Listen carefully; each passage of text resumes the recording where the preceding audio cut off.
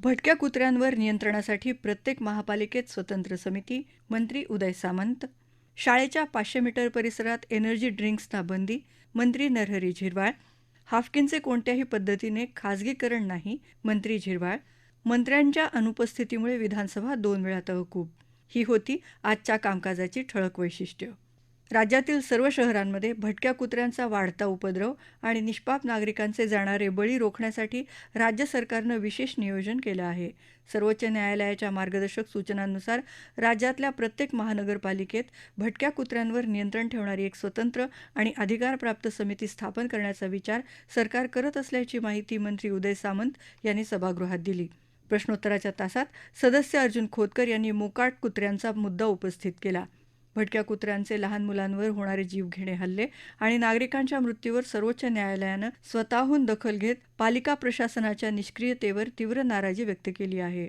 तरीही नगरपालिका आणि महापालिका प्रशासनाकडून दुर्लक्ष होत असल्याचा आरोप खोतकर यांनी केला. तसंच मुंबईतल्या मोकाट कुत्र्यांच्या समस्येवर तोडगा काढण्यासाठी मालाड, मुलुंड आणि माहुल येथे पुढच्या 6 महिन्यात अत्याधुनिक श्वान निवारा केंद्र सुरू केलं जाईल असं आश्वासनही त्यांनी सभागृहात दिलं. मुंबई महापालिकेनं भटक्या कुत्र्यांसाठी स्वतंत्र विभाग तयार करावा या आमदार मुरजी पटेल यांच्या मागणीवर मंत्री सामंत यांनी हे आश्वासन दिलं. राज्यातल्या सर्व शैक्षणिक संस्थांच्या 500 मीटर परिसरामध्ये एनर्जी ड्रिंक्सच्या विक्रीवर पूर्णपणे बंदी घालण्याची घोषणा अन्न आणि औषध प्रशासन मंत्री नरहरी झिरवाळ यांनी आज विधानसभेत केली. तसंच शाळा आणि महाविद्यालयांच्या आवारात फ्लेवर पानांच्या नावाखाली होणारी अंमली पदार्थांची विक्री आणि फ्लेवर मिल्कच्या नावाखाली भेसळीची उच्चस्तरीय चौकशी केली जाईल. त्यासाठी सध्या विशेष तपास मोहीम सुरू असल्याचंही मंत्री झिरवाळ यांनी सांगितलं. प्रश्नोत्तराच्या तासात भाजप सदस्य विक्रम पाचपुते यांनी मांडलेल्या तारांकित प्रश्नावरील चर्चेच्या उत्तरात ते बोलत होते.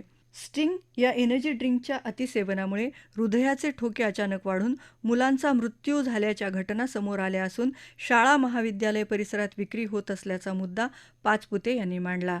त्यावर मंत्री झिरवाळ यांनी शाळेच्या आवारात ही पेये विकली जात असल्याची कबुली दिली आणि 500 मीटरच्या आत अंमली पदार्थांसह सर्व प्रकारच्या एनर्जी ड्रिंक्सवर बंदी घालण्याचे निर्देश प्रशासनाला दिले. त्यामुळे आता शाळा महाविद्यालय परिसरात स्टिंग या शीतपेयाच्या विक्रीला बंदी असेल. मुंबईत मनोरी इथं खारं पाणी पिण्यायोग्य करण्याचा 200 दशलक्ष लिटर क्षमतेचा प्रकल्प उभारण्याचं काम डिसेंबरमध्ये सुरू झालं आहे. 4 वर्षात हा प्रकल्प पूर्ण करण्याचं नियोजन असून त्यानंतर मुंबईतल्या पाणी पुरवठ्याची समस्या कमी व्हायला मदत होईल असं प्रभारी मंत्री उदय सामंत यांनी सभागृहात सांगितलं. हा प्रकल्प सुरू झाल्यावर 1000 लिटर मागे मुंबईकरांकडून 44 रुपये शुल्क घेतलं जाईल. सध्या हा दर 35 रुपये असल्याची माहिती त्यांनी दिली. मुंबईची एका दिवसाची पाण्याची गरज 4665 दशलक्ष लिटर इतकी आहे, पण केवळ 4100 दशलक्ष लिटर इतका पाणी पुरवठा सुरू असल्याचं त्यांनी या संदर्भात अबू आझमी यांच्या तारांकित प्रश्नाच्या उत्तरात सांगितलं.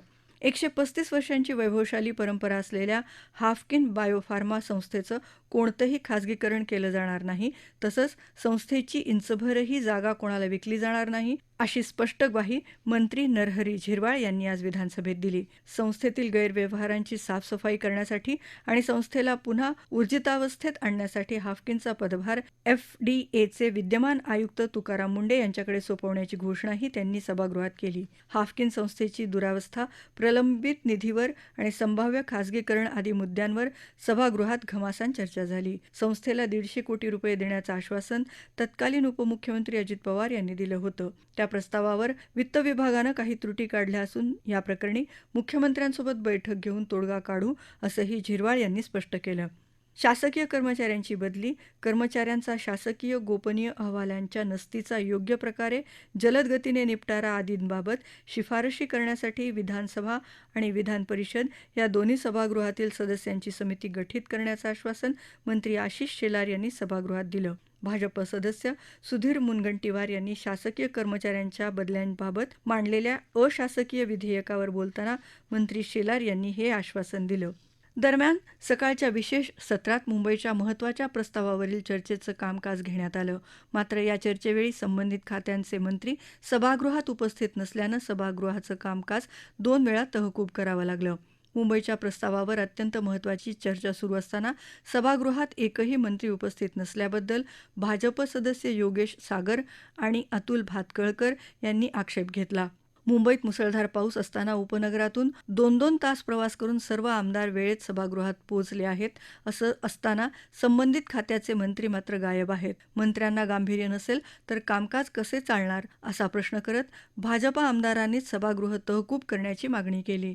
वाढता गदारोळ पाहून तालिका अध्यक्षांनी सुरुवातीला 5 मिनिटांसाठी आणि त्यानंतर पुन्हा 10 मिनिटांसाठी विधानसभेचं कामकाज तहकूब केलं. तर राष्ट्रवादी काँग्रेस सदस्य चेतन तुपे यांनी चर्चा ऐकायला आणि नोंद घ्यायला जर अधिकारीच नसतील तर बोलण्यात काय अर्थ असा प्रश्न करत अधिकाऱ्यांच्या या मुजोर कारभाराचा निषेध म्हणून तुपे यांनी सभागृहात भाषण न करण्याचा निर्णय जाहीर केला. समालोचन लिहीपर्यंत सभागृहात अशासकीय विधेयकांचं कामकाज सुरू होतं. अमरावती शासकीय वैद्यकीय महाविद्यालयाच्या जागेचा अंतिम निर्णय केंद्राच्या मंजुरीनंतरच. वैद्यकीय शिक्षण मंत्री हसन मुश्रीफ यांची माहिती. ESI रुग्णालयांमध्ये आधुनिक तंत्रज्ञानावर भर, आरोग्यसेवा अधिक सक्षम करण्यासाठी शासनाचे प्रयत्न. आरोग्यमंत्री प्रकाश आंबेडकर. महिलांना आर्थिकदृष्ट्या सक्षम करण्यासाठी गुलाबी ई-रिक्षा योजनेला गती देणार. महिला आणि बालविकास मंत्री आदिती तटकरे यांची ग्वाही. वर्ध्यातील महिला आणि नवजात शिशु रुग्णालय कार्यान्वित करण्यासाठी सार्वजनिक आरोग्य विभाग प्रयत्नशील. सार्वजनिक आरोग्य आणि कुटुंब कल्याण मंत्री प्रकाश आंबेडकर यांची माहिती. ही होती विधान परिषदेच्या आजच्या कामकाजाची क्षणचित्रे. अमरावती येथील शासकीय वैद्यकीय महाविद्यालयासाठी आलियाबाद येथील जमीन शासनाने निश्चित करून तिचा ताबाही घेतला होता. मात्र संबंधित जागा वनक्षेत्रात येत असल्याचं निदर्शनास आल्यानं हे प्रकरण केंद्र शासनाच्या मंजुरीसाठी पाठवण्यात आलं आहे, अशी माहिती वैद्यकीय शिक्षण मंत्री हसन मुश्रीफ यांनी दिली. अमरावती येथील शासकीय वैद्यकीय महाविद्यालय आणि रुग्णालयाच्या इमारतीसाठी जागा निश्चित करण्याबाबतचा प्रश्न विधानसभेत सदस्य संजय खोडके यांनी उपस्थित केला. मंत्री मुश्रीफ यांनी सांगितलं की वनविभागाच्या मंजुरीनंतरच या जागेबाबतचा अंतिम निर्णय होणार असून तोपर्यंत जागा बदलण्याचा किंवा अन्य पर्यायाचा विचार करता येणार नाही. मुख्यमंत्र्यांच्या समितीने निर्णय घेतल्यानंतर आणि अंतिम निर्णय झाल्यानंतर पुढील कार्यवाही करण्यात येईल. ते म्हणाले की राष्ट्रीय वैद्यकीय आयोगाच्या निकषानुसार वैद्यकीय महाविद्यालयांसाठी 500 खाटांचे रुग्णालय आवश्यक आहे. तसंच प्रत्येक जिल्ह्यात एक वैद्यकीय महाविद्यालय सुरू करण्याचा राज्य शासनाचा निर्णय असल्यानं हे महाविद्यालय अमरावती शहर किंवा परिसरातून अन्यत्र हलविणे शक्य नाही. वैद्यकीय महाविद्यालयाच्या इमारतीचे बांधकाम आणि शिक्षण व्यवस्था लवकर सुरू करण्यासाठी आवश्यक ती कार्यवाही वेगाने करण्यात येत आहे. प्राध्यापक, कंत्राटी कर्मचारी तसंच स्थानिक लोकप्रतिनिधींसोबत बैठक घेऊन प्रलंबित प्रश्न मार्गी लावले जातील, असंही मंत्री हसन मुश्रीफ यांनी नमूद केलं. राज्यातील कामगार विमा रुग्णालयांमध्ये आधुनिक तंत्रज्ञानाचा अधिकाधिक वापर करून आरोग्यसेवा सक्षम, जलद आणि सुलभ करण्यासाठी शासन सातत्यानं प्रयत्नशील असल्याचं सार्वजनिक आरोग्यमंत्री प्रकाश आंबेडकर यांनी विधान परिषदेत प्रश्नोत्तराच्या तासात सांगितलं. सदस्य मनीषा कायंदे यांनी याबाबत प्रश्न उपस्थित केला.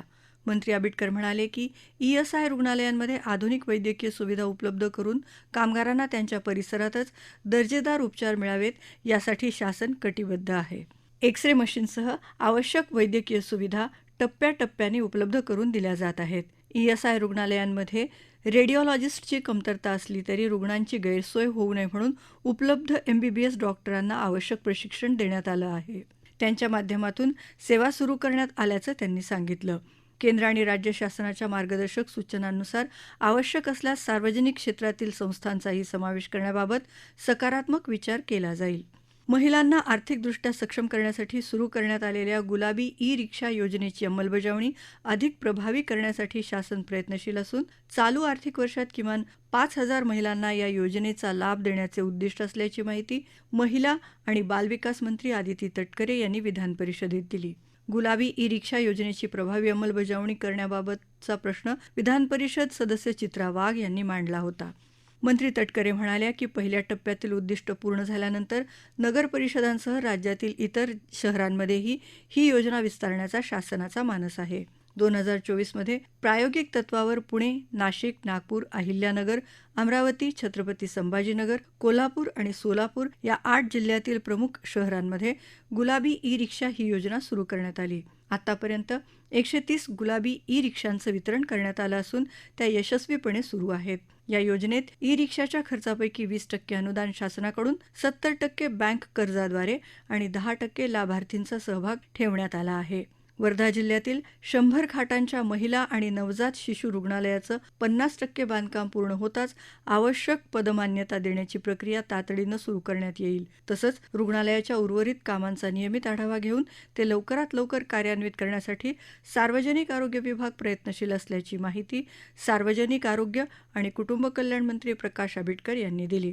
सदस्य संजय भेंडे यांनी वर्धा जिल्ह्यातल्या 100 खाटांच्या महिला आणि नवजात शिशु रुग्णालयासंदर्भातील लक्षवेधी सूचना मांडली होती. त्यावरील चर्चेला उत्तर देताना मंत्री आंबेडकर बोलत होते. मंत्री आंबेडकर म्हणाले की वर्धा जिल्ह्यातल्या रुग्णालयात 42 पदे मंजूर असून 19 पदे भरण्यात आली आहेत, तर कंत्राटी पद्धतीनं भरायची 57 पदे मंजूर असून 52 पदे भरली आहेत. सध्या 40 खाटांचं रुग्णालय सुरू करता येऊ शकतं. त्यामुळे रुग्णालय सुरू होण्यास प्रशासकीय अडथळे येणार नाहीत. बांधकाम, उपकरणे, मनुष्यबळ आणि इतर प्रक्रिया यांचा समन्वय साधण्यासाठी स्वतंत्र बैठका घेण्यात येत असून लोकप्रतिनिधींनाही त्यात सहभागी करून घेण्यात येणार असल्याचं त्यांनी स्पष्ट केलं.